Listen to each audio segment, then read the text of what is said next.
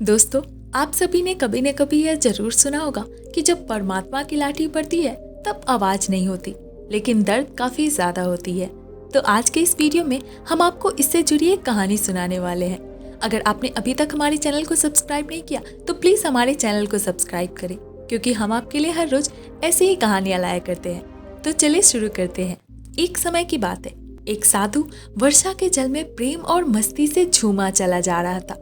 उसी दौरान उसे एक मिठाई की दुकान दिखी। मिठाई की दुकान पर एक कढ़ाई में गर्म दूध उबाला जा रहा था और मौसम के हिसाब से दूसरी पड़ी हुई कढ़ाई में गर्मा गर्म जलेबियां तैयार हो रही थी। साधु कुछ क्षण के लिए वहां रुक गया। उसे भूख का एहसास हो रहा था। साधु बड़े ही गौर से हलवाई और कढ़ाइयों की तरफ देखने लगा। साधु कुछ खाना चाहता था, लेकिन उसके जेब में तो पैसे ही नहीं थे।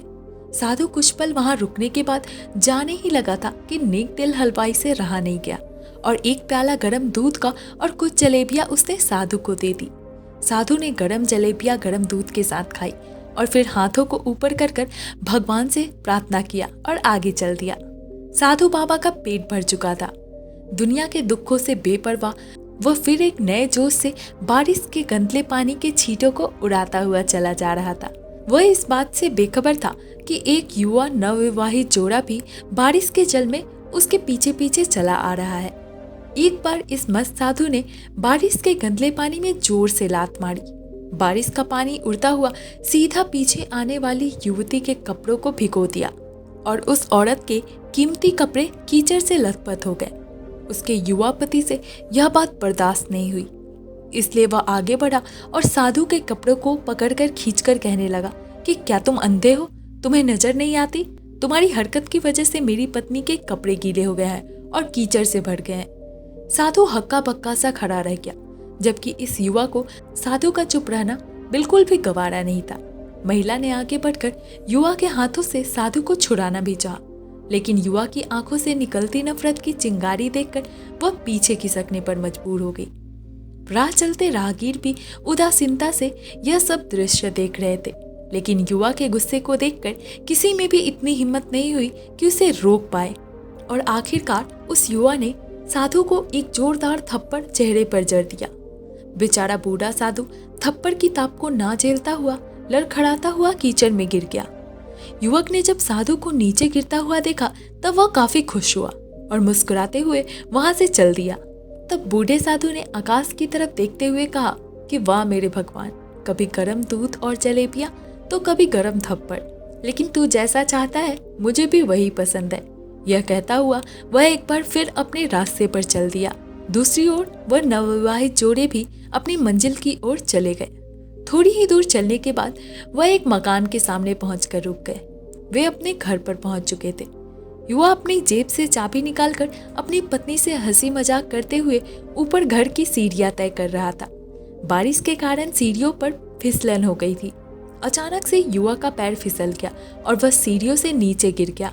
महिला ने शोर मचाकर लोगों का ध्यान अपने पति की तरफ आकर्षित की, जिसकी वजह से उसके संबंधी और दूसरे लोग तत्काल सहायता के लिए युवक की ओर चल पड़े और उसे फौरन अस्पताल ले गए। युवक का सिर फट गया था और कुछ ही देर में ज्यादा खून बहने लगा था। लोगों ने दूर से आते हुए साधु बाबा को देखा तो आपस में कानाफूसी करने लगे कि निश्चित ही इसी साधु बाबा ने थप्पड़ खाकर युवा को श्राप दिया है, तभी उसे चोट लगी है।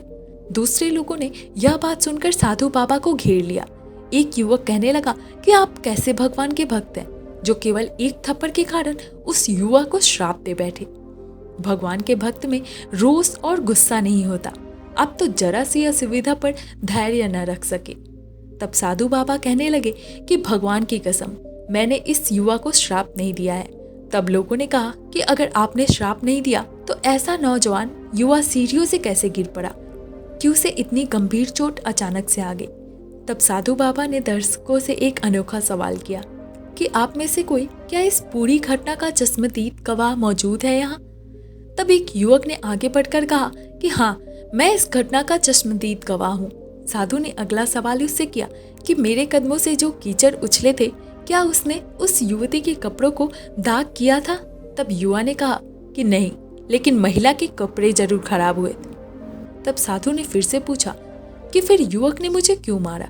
तब वह आदमी कहने लगा क्योंकि वह युवा इस महिला का प्रेमी था और उसे यह बात बिल्कुल भी बर्दाश्त नहीं हुई कि उसकी प्रेमिका के कपड़े को कोई गंदा करे, इसलिए उसने आपको थप्पड़ मारा। युवक की बात सुनकर साधु बाबा एक जोरदार ठहाके के साथ यह कहते हुए वहां से चले गए कि भगवान की कसम, मैंने श्राप कभी किसी को नहीं दिया था, लेकिन कोई है जो मुझसे भी प्रेम करता है। अगर उसका यार यह सहन नहीं कर सका तो मेरे यार प्रभु को कैसे बर्दाश्त होगी कि कोई मुझे थप्पड़ मारे। मेरा यार इतना शक्तिशाली है कि दुनिया का बड़े से बड़ा राजा भी उसकी लाठी से डरता है। सच है, उस परमात्मा की लाठी दिखती नहीं और आवाज भी नहीं करती, लेकिन जब पड़ती है तब बहुत दर्द देती है। अपने धन, यौवन और पद का अहंकार दूसरे को चोट पहुंचाने का कारण बनता है, किंतु जब समय का चक्र हमारी तरफ घूमता है तो हमारा कष्टों का दौर शुरू हो जाता है। हमारे कर्म ही हमें उसकी लाठी से बचाते हैं। बस हमें अच्छे कर्म करने चाहिए।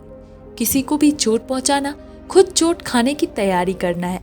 हमें अपने गलत कर्मों से डरना चाहिए, क्योंकि ईश्वर की लाठी में आवाज नहीं होती। दोस्तों, अगर आपको यह कहानी पसंद आई हो तो प्लीज़ इस वीडियो को लाइक करें और हमारे चैनल को सब्सक्राइब करें। धन्यवाद।